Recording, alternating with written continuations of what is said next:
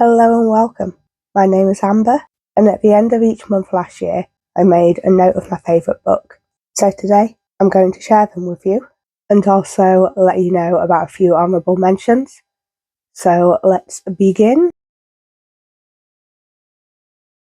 So in January, my favourite book was The Bear and the Nightingale by Katherine Arden. This was also my first 5-star read of the year. Based on Russian folklore, this book is about Vasya, whose dad brings back a new bride from Moscow, and with this bride comes a priest and Christianity. As the villagers turn to Christianity, they are giving less attention to the old spirits, which are becoming weaker, and this leaves them too weak to protect the village from evil spirits. It is a slow-moving, atmospheric book, which is ideal for reading in winter. I found it really absorbing and enjoyed every moment of it. Then in February, my favourite book was Valour by Gwynne. This is the second in the Faithful and the Fallen series. So in this series, we see a land where people are discovering that the myths are real, and an old prophecy about the forces of light and dark starts to become relevant. In Valour, war is starting, and our characters are dealing with the repercussions of the events of the first book. I really enjoyed this series. You will probably have figured that out by the end of this video. So I'm going to talk about it as a whole in regards to why I enjoyed it. So although this book is action-packed and has quite an intense plot, it also has very strong characters. And in book one, it takes the time to get to know them, to get to know the relationships between them. And through doing this, it caused me to be really invested in the characters. And throughout the series, we see them grow, we see them change, we see the hardships they go through, and end up feeling really strongly for the characters. And I find that if I am invested in the characters, it often means that I'm then invested in the plot because the plot affects the characters. The series does use a lot of fantasy tropes, but that is not necessarily a bad thing.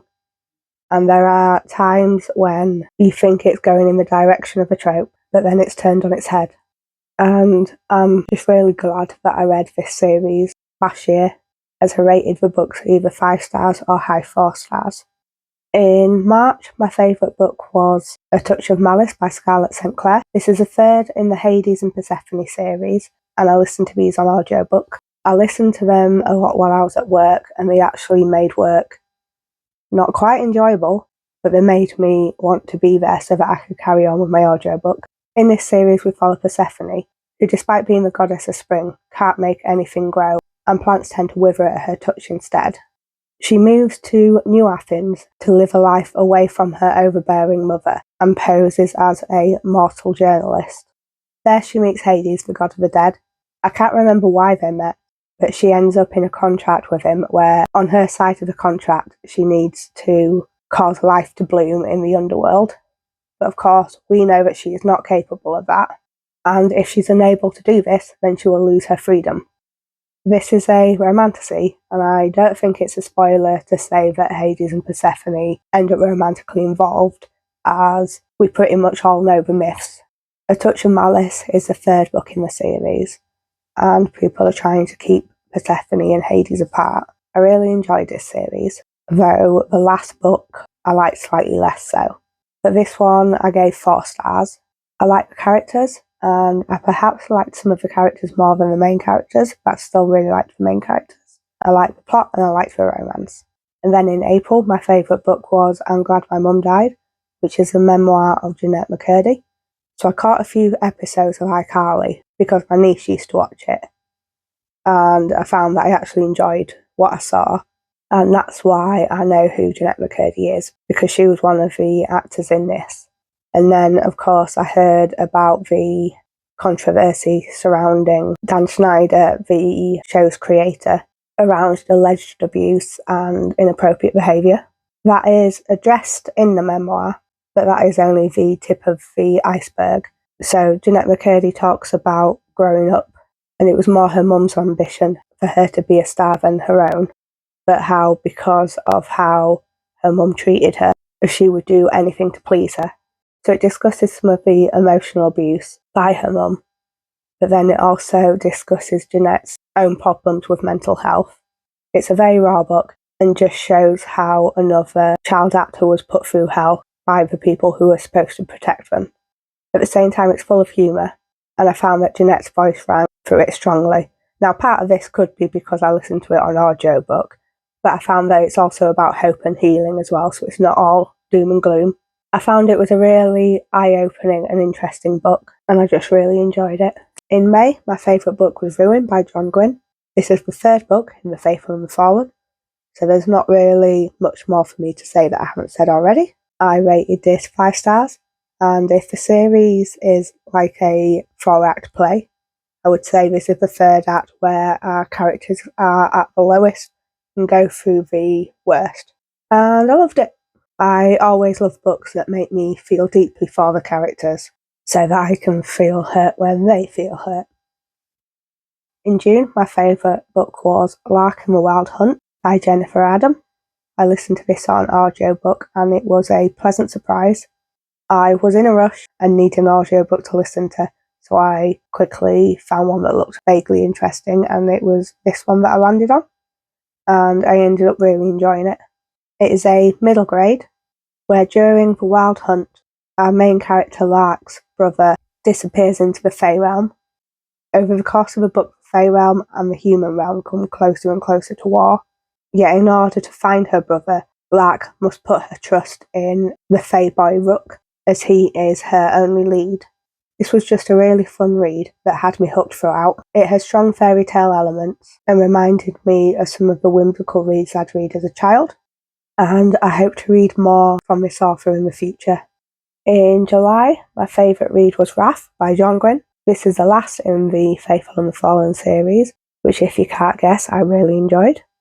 So I did find that Wrath wasn't as good as the other 3 books in the series, but I still really enjoyed it and gave it 4 stars. It was a satisfying ending to the series, and I felt sad to leave these characters behind, but maybe it is not the end. In August, my favourite read was The Will of the Many by James Islington. This is the first in the Hierarchy series, and this and the Faithful and the Fallen series were books that really reminded me why I fell in love with the epic fantasy genre, and indicated to me that I should read it a bit more than I have been doing. Set in this, the Katherine Republic is colonising vast lands and bringing everyone under the hierarchy. Set in the hierarchy, most people are at the lowest level, where they cede their will to those above them, their will being similar to their life force. Then there's less people above them, and they gain will from those below, but also cede will to those above them, until you're at the top, where I believe there are 3 rulers who they do not cede their will to anyone, but they receive will from everyone below them. Orphan Viz is adopted by a man who wants to send him to an elite school where everyone that attends is basically guaranteed a good place in this hierarchy. This man wants to adopt and send Viz there so that he can investigate the death of his brother who died at the school. But Viz has his own motives behind wanting to do well at the school and to gain a position in the hierarchy. This was an action-packed book, and the ending left me with so many questions. The ending took a twist that I did not expect. I'm very unsure of what direction the book's going to go in. The second book was released at the end of last year, and I am looking forward to reading it, although I don't have any concrete plans on doing so as of yet. So you thought we were done with Gwynne, but in September my favourite read was A Time of Dread by Gwynne. This is the start of the Of Blood and Bone series, which is a series following on from The Faithful and the Fallen, set over 100 years later. Most of our characters are gone, but due to the lifespan of some of them are still there. But now we have time to meet new characters, and I think although I still really liked some of the characters in this, I didn't like them quite as much as the ones in The Faithful and the Fallen. I think that is because that series gave us more time to get to know them, whereas this series is shorter and we don't have as much time to spend with the characters. I still really enjoyed it, and I quite liked seeing how the actions of our heroes in the previous series influenced the world. Quite often you get to the end of a series, the main battle is done, everyone goes back to their lives, but we don't see that, and we don't get to see the changes in the world or how life is like after for the people who live there. not just our heroes, because sometimes you'll get an epilogue, but the land as a whole. With this series, we do get to see it. And although the characters pretty much saved the land in the last series, there were some negative consequences to that, which we get to see in here. I was a little nervous going into the series in case it didn't live up to the previous one. And although I didn't think it was as good, I still really enjoyed it. And it was a pretty solid, high 4-star series. It's also made me very eager to try John Gwynne's latest series, which isn't set in this world, and I believe is Norse-inspired. In October, my favourite read was Thief of Night by Holly Black. This is the second in the Charlatan duology. It's an urban fantasy set in a world where shadows can be modified. They can be modified for entertainment or cosmetic purposes, but they can also be used to change people's emotions, affect their memories, and they can be used to gain power and influence. We follow Charlie, who is a con woman working in a bar. She is trying to distance herself from her past, but then her past walks in and drags her back into the world of shadows. The second book was a satisfying conclusion. It wrapped up most loose ends, but did leave a few for us to wonder about. I enjoyed the duology, and I especially liked how our main character was very good at screwing herself over. In November, we have another author who is making a repeat performance, and that is Terror at the Gates by Scarlett and Clair.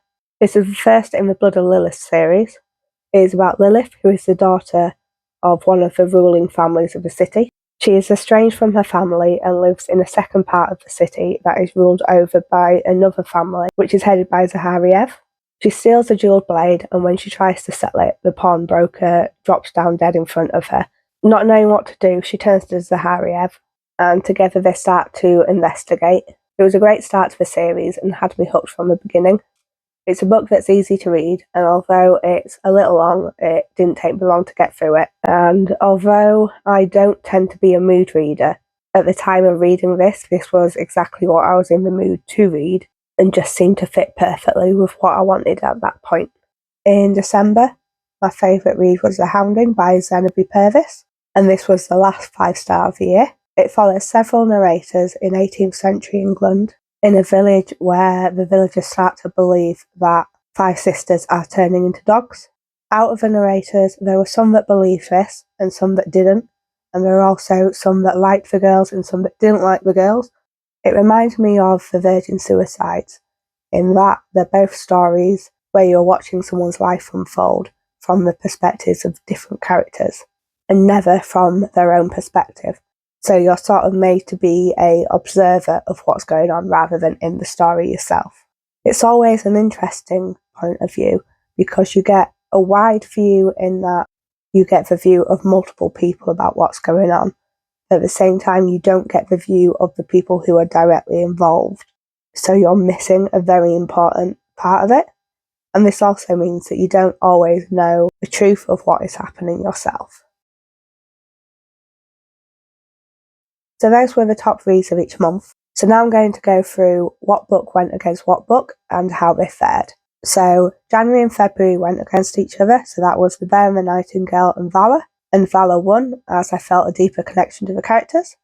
March and April, which were A Touch of Malice and I'm Glad My Mum Died. For that one, A Touch of Malice won. I think just because of enjoyment.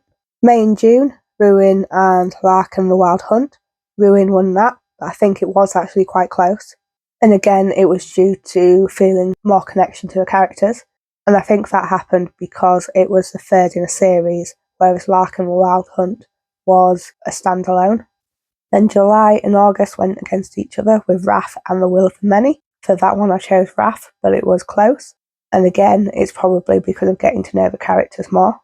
September and October, A Time of Dread and Thief of Night. And you guessed it, A Time of Dread won that one. I think although I enjoyed Thief of Night, it was a low 4-star, whereas A Time of Dread was a high 4-star. Then November and December went against each other, which were Terror at the Gates and The Hounding. And for that I chose The Hounding. I think I just preferred it slightly more. And in the next round, Valour and Wrath went against each other. It was a bit hard to choose. I chose Valour in the end.